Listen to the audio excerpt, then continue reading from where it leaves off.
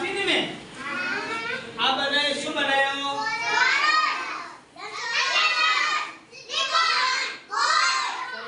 તમે ચારે ચાર આકાર ઓળખી ગયા ને હવે આપણે પ્રવૃત્તિ કરવાની છે જો એ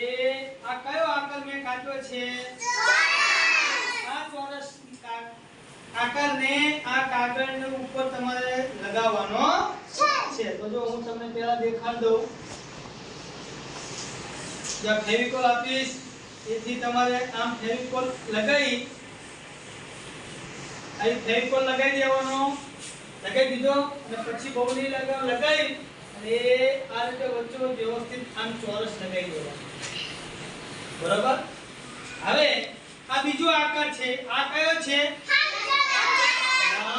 તો આપણે એને પણ ચિપકાવીશું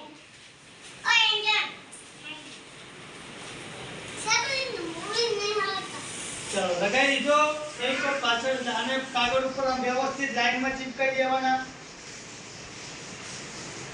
હવે ત્રિકોણ ના ગોળ ચલો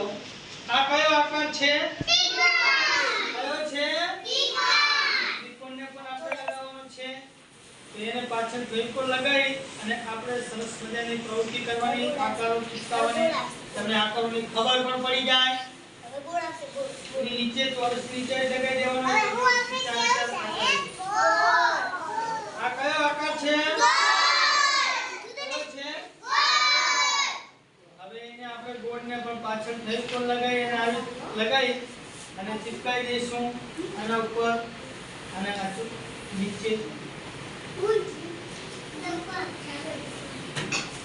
જોઈ લો બની ગયા સરસ મજાની પ્રવૃત્તિ થઈ ગઈ ને તો આ રીતે તમારે બધાએ કાગળમાં